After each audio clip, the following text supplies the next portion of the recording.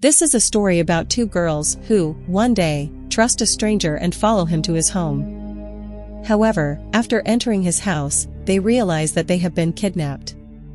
They are then taken to a dense forest, where they are repeatedly tortured and forced to do wrong things.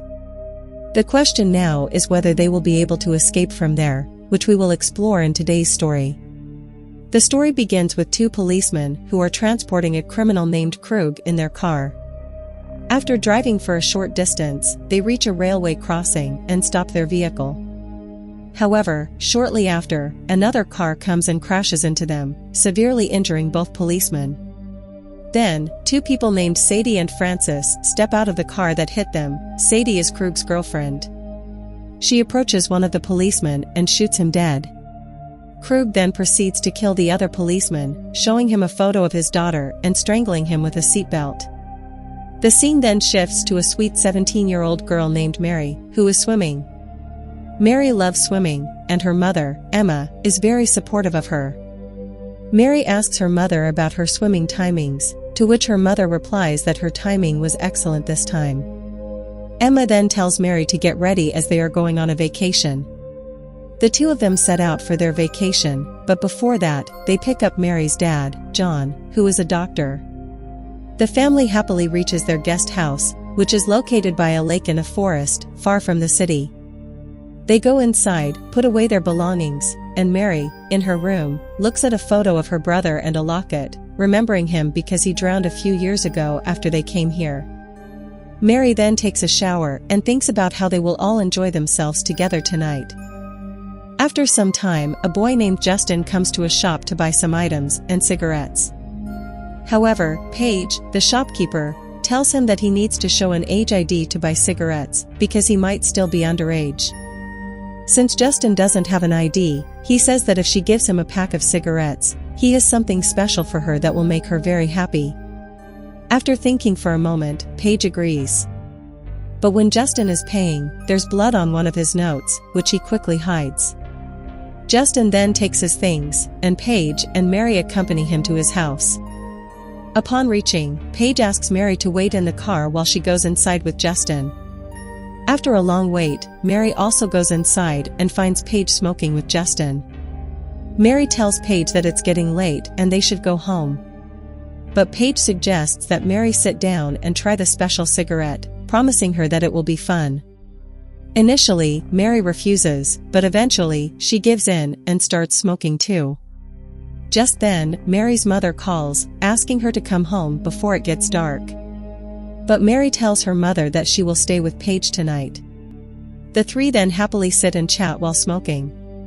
Now, Mary and Paige had become good friends with Justin, and everything seemed to be going well. But after a while, Krug arrives there with his girlfriend and Francis. It turns out that Krug is Justin's dad, and Justin knows that his dad is not a good person. So he starts to panic upon seeing his dad. Here, Krug says, "Wow, such lovely girls. Aren't you going to introduce us?"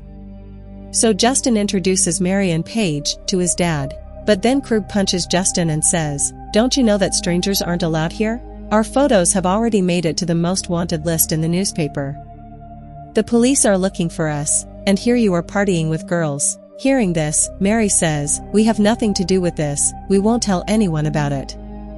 But Krug says, "You both have seen where we live, so we can't take any risks." At this point, Paige panics and runs to the bathroom and tries to make a call and screams for help through the window.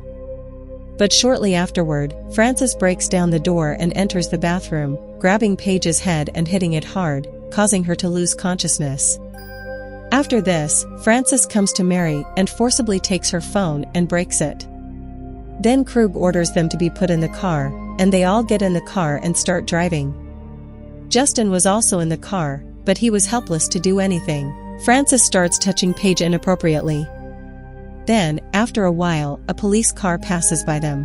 Seeing this, Mary and Paige try to scream for help, but Francis threatens them with a knife and tells them to stay quiet. Then, after driving a bit further, Krug turns the car towards the forest. At this point, Mary notices that they are heading towards the area where her guest house is located. So, to save themselves, Mary and Paige start fighting with them inside the car. and in the chaos, the car crashes into a tree. But no one is seriously injured in the accident, although Francis breaks his nose. After the accident, they start beating Mary and Paige. But in the midst of it, the two manage to seize the opportunity and run away. However, Krug catches Mary. Now, Paige starts running away, but Francis and Sadie go after her to catch her. After running a considerable distance, they finally catch her, and Francis knocks her out by hitting her. Then, Sadie rips her clothes and ties her hands, and they bring her back and lay her on the ground.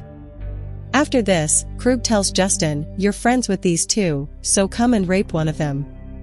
But Justin flatly refuses to do so. However, they all force Justin to touch Mary's private parts against his will.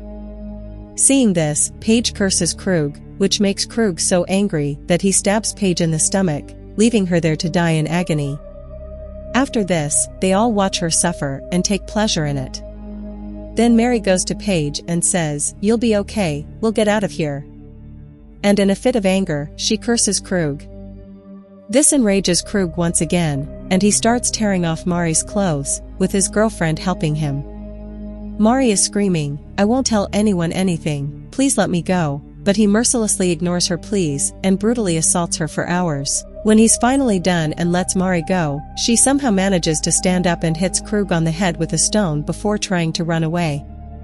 But Francis starts shooting at her, though none of the bullets hit her. She quickly runs and jumps into a lake, trying to escape by swimming away. But Krug and his gang don't give up the chase. They start shooting at her from the shore, and just before Mari can reach the other side, a bullet hits her, causing her to collapse unconscious in the water. Just then, it starts raining, and the three of them leave her there, thinking she's dead.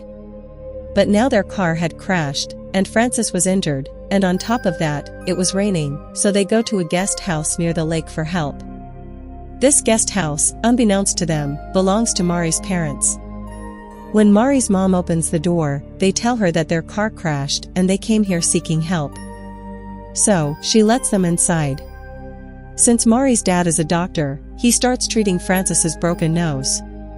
Mari's mom says that because of the rain, you can't go anywhere, and since you don't have a car, why don't you stay in our guest house for the night?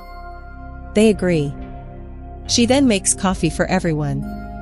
When Justin goes to the kitchen to put down the cups, he notices Mari's photo on the fridge and realizes that these are her parents, but he can't tell anyone because he's afraid his dad will kill them too.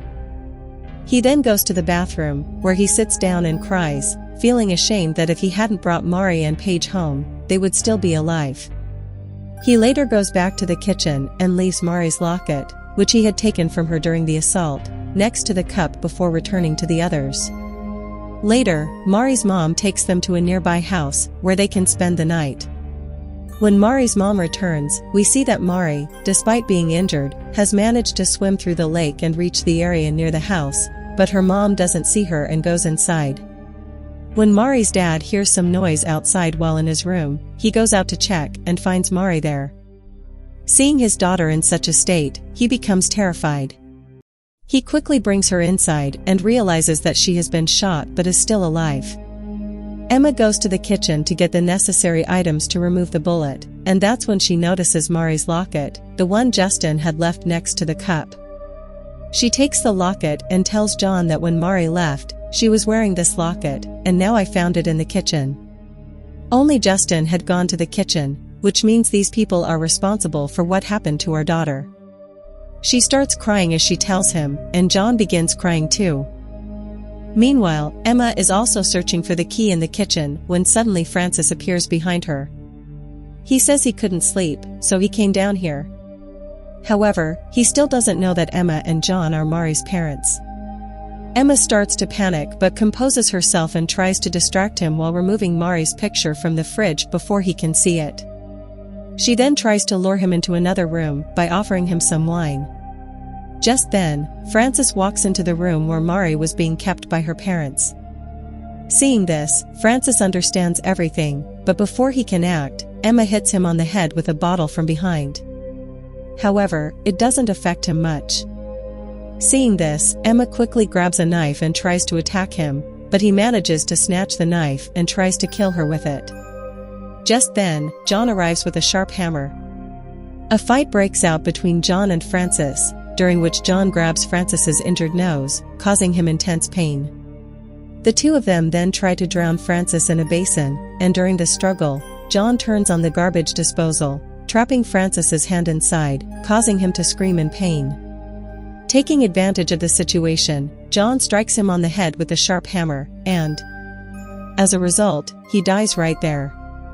After this, John and Emma, carrying Mary in the boat, head towards Krug's house. They had decided that their first priority was to take revenge on Mary. However, when they reach Krug's room, they find Justin secretly holding Krug's gun. Although Justin hands over the gun to John, John takes the gun and immediately shoots Krug's girlfriend, hitting her in the shoulder. At that moment, Krug gets up and starts throwing objects at John in an attempt to escape. John starts shooting at him, but Krug somehow manages to escape through the window. Next, when Sadie comes at John with a rod, John punches her. Emma then arrives and shoots Sadie, causing her to die on the spot. After this, Emma goes back to the boat with Mary, and John begins searching for Krug in another house. John searches for a long time, but doesn't find him. Then John says, "If you're a man, come out and fight me." Suddenly, Krug appears from behind and starts attacking John, and their fight begins. However, Krug is a very cunning criminal and severely beats John, leaving him almost dead. At that moment, Justin comes from behind and aims a gun at Krug, but there are no bullets in the gun. Therefore, Krug grabs Justin and starts attacking him. But then Emma arrives and starts releasing fire extinguisher gas on Krug, while John begins hitting Krug with a rod. Together, they manage to kill him. The next morning, we see them returning home via the lake in the boat with Mary and Justin. But at the end of the story, we find out that Krug was not completely dead at that moment. He was unconscious. So John cuts some of his nerves to paralyze his entire body. John believed that Krug's death should not be a simple one, considering the cruelty Krug inflicted on his daughter. Therefore, John paralyzes Krug's entire body, places his head inside a microwave, and turns it on. The microwave gradually heats up, melting Krug's head until it explodes. This way, Krug meets a horrible end. Thus, John fully avenges the cruelty done to his daughter, and the story concludes here. Hope you enjoyed this story. See you in the next tale.